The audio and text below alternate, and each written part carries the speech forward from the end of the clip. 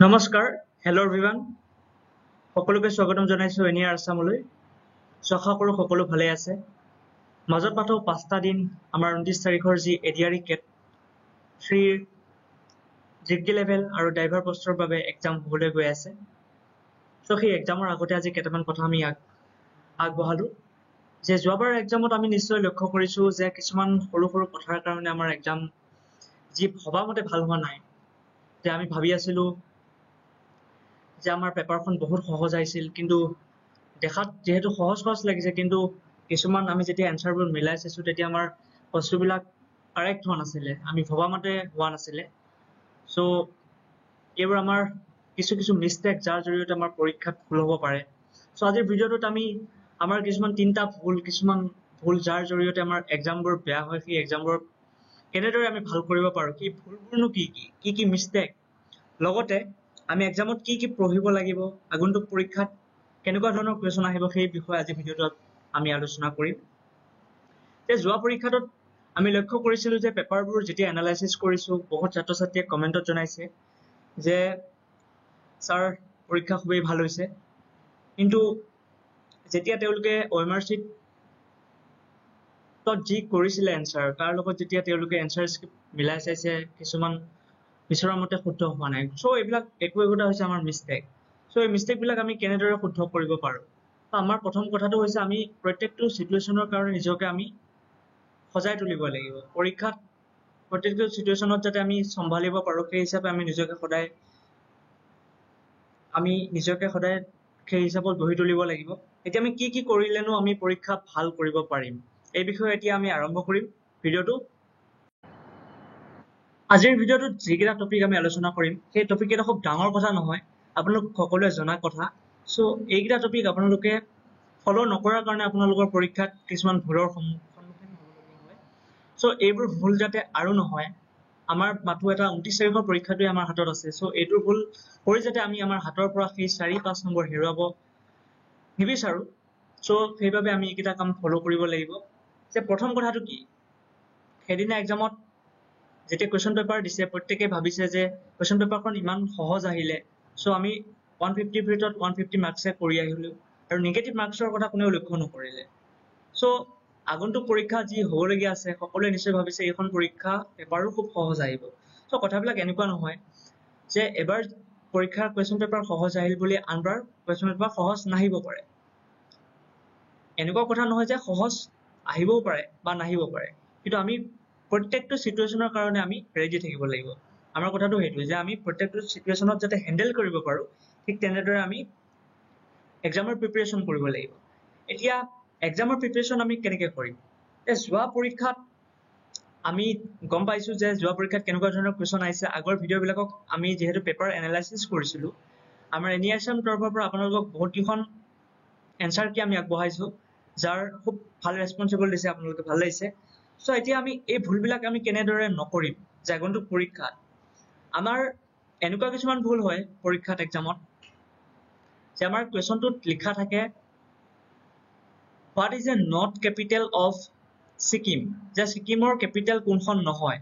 চ' আমি এনচাৰটো কৰি থৈ আহো কি কোনখন হয়। চ' আমি ভাবো যে আমাৰ এনচাৰটো কাৰেক্ট হ'ল, কিন্তু চাব যাওঁতে কি হৈ গ'ল, আমাৰ ভুল আহিল এনচাৰটো, যাৰ ফলত আমাৰ মিনিমাম মাৰ্কছ এটা কটা গ'ল ন, মাইনাছত লাগি গ'ল। চ' এইটোৱে আমাক বহুতখিনি এফেক্টত পেলায়। চ' যাৰ ফলত আমাৰ বহুতখিনি নম্বৰ কমি যায় আৰু আমি চাকৰিটো নাপাওঁ।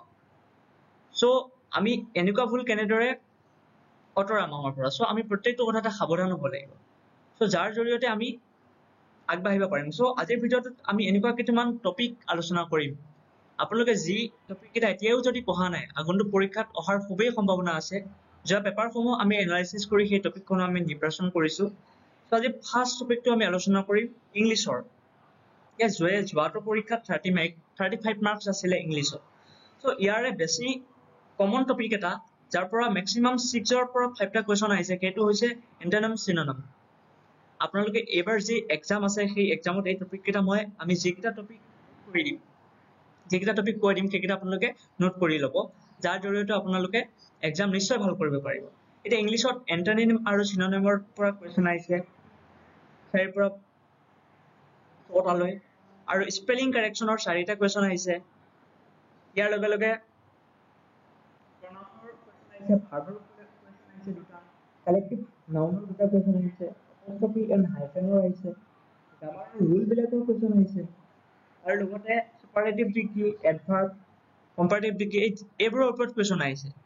যিবোৰ question আপোনালোকে বহুতে ভুল কৰি আহিছে, so আগন্তুক যি পৰীক্ষা আছে সেই পৰীক্ষাত এই question কেইটাৰ যিবিলাক টপিক আমি কৈ দিছো সেই টপিক কেইটা আপোনালোকে নিশ্চয় চাই যাব, আৰু যাৰ ফলত এক্সামটো ভাল হ'ব। আৰু নেক্সটটো আলোচনা কৰিম ৰিজনিঙৰ যেটো 20টা কুৱেশ্যন আহিছিলে, সেই 20টা কুৱেশ্যনৰ ভিতৰত ইম্পৰ্টেণ্ট এটা মোষ্ট এক্সপেক্টেড য'ত বহুতখিনি কুৱেশ্যন আহিছে সেইটো হৈছে এনালজি টপিকটো। ইয়াৰ পৰা 5টা কুৱেশ্যন আহিছে, ভাবি চাওক 20টাৰ পৰা 5টা কুৱেশ্যন আহিছে। লগতে যেতিয়া এই এনালজি কি এতিয়া আমি এইটো ভিডিঅ'ত নুবুজাও, বহুত ভিডিঅ' আমাৰ দিয়া হৈছে নিশ্চয় আপোনালোকে গম পাইছে। আৰু এনালজি টপিকটো যেতিয়া আমি কুৱেশ্যনসমূহ কৰিম ইয়াত লজিক লগাব লাগিব, আৰু আপোনালোকে এইকেইদিন প্ৰেক্টিছ কৰক, ধুনীয়াকৈ প্ৰেক্টিছ কৰক, নিশ্চয় পাৰিব। আৰু নেক্সট ব্লাড ৰিলেশ্যনৰ ওপৰত ৰিজনিঙৰ কুৱেশ্যন আহিছে দুটা, কডিং ডিকডিঙৰ দুটা কুৱেশ্যন আহিছে, লগতে ডিক্সনেৰী ৱৰ্ড মিলোৱাৰ দুটা কুৱেশ্যন আহিছে, আৰু নাম্বাৰ চিৰিজৰ কুৱেশ্যন আহিছে, অড এণ্ড আউটৰ কুৱেশ্যন,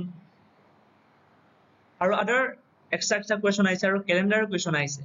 এইকেইটা টপিক যিকেইটা আমি ক'লো সেই টপিক কেইটা নিশ্চয় চাই যাব, যদিও এতিয়ালৈ চোৱা নাই সেই টপিক কেইটাৰ পৰা কুৱেশ্যন অহাৰ খুব সম্ভাৱনা আছে। এইকেইটা টপিক যদি আপোনালোকে ইগনৰ কৰে তেনেহ'লে পৰীক্ষা নিশ্চয় কি হ'ব গম পাইছে আপোনালোকে। আৰু নেক্সটটো টপিক আমি মেথছৰ ওপৰত, মেথছ এটা বহুত এটা কিং ছাবজেক্ট হয় ন, মেথছত যদি আমি কুৱেশ্যন মাৰ্কছটো উঠাব পাৰো, কেৰি কৰিব পাৰো, তেন আমাৰ অট'মেটিকেলি আমাৰ যিটো কাট অফ মাৰ্কছ নিশ্চয় বাঢ়িব। এতিয়া মেথছত আমি কোনকেইটা টপিক ইম্পৰ্টেণ্ট, ইয়াত মেনচুৰেশ্যন 2D 3D হওক, এই মেনচুৰেশ্যন টপিকটো খুব ইম্পৰ্টেণ্ট, এইটো আপোনালোকে চাই যাব। লগতে number system is most important, যাৰ পৰা দুটা কুৱেশ্যন তিনিটা কুৱেশ্যন আপোনালোকে নিশ্চয় দেখিব পাব। মেনচুৰেশ্যনৰ পৰীক্ষাত বহুতকেইটা কুৱেশ্যন আহিছে, আৰু এলজেব্ৰা ফৰ্মুলাবিলাক আপোনালোকে মনত ৰাখিব, a+b whole square equal to a square plus 2ab plus b square, নিশ্চয় জানে সকলোৱে। পাৰ্চেণ্টেজৰ কুৱেশ্যন দুটা আহিছে যোৱাবাৰ পৰীক্ষাত, স্মলেষ্ট লাৰ্জেষ্ট নাম্বাৰ উলিয়াব দিছে, স্মলেষ্ট নাম্বাৰ, মিন গড় উলিয়াব দিছে, মড উলিয়াব দিছে, আৰু ৰেচিঅ'ৰ কুৱেশ্যন আহিছে। আৰু আপোনালোকে এইকেইটা ইম্পৰ্টেণ্ট বহুতে ইগনৰ কৰে, ৰিকাৰিঙৰ টপিকটো এইটোৰ পৰা এটা কুৱেশ্যন অহাটো ফিক্স, ইয়াৰ পৰা কুৱেশ্যন আহে, আৰু কডিং ডিকডিংটো আহে, আৰু এচেণ্ডিং অৰ্ডাৰ ডিচেণ্ডিং অৰ্ডাৰ এইবিলাক খুব ইম্পৰ্টেণ্ট টপিক।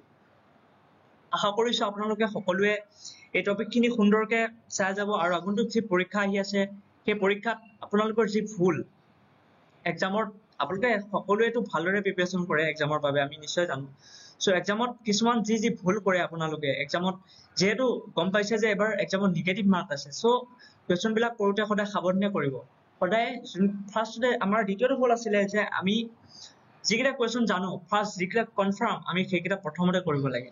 আমি নজনা কুৱেশ্যন এটা কৰিলে আমাৰ নিগেটিভ মাৰ্ক পোৱাৰ সম্ভাৱনাটো বেছি, আৰু নিগেটিভ মাৰ্ক পোৱাৰ লগে লগে অট'মেটিকেলি আমাৰ টোটেল নাম্বাৰছটো কমি যাব, যাৰ ফলত কাট অফটো অট'মেটিকেলি কমি যাব। চ' নিশ্চয় গম পাইছে, আপোনালোককো বুজাব নালাগে, নিশ্চয় সকলোৱে জানেই কেনেদৰে পৰীক্ষা দিব লাগে, আৰু আগন্তুক পৰীক্ষা নিশ্চয় ভাল হ'ব আপোনালোকৰ।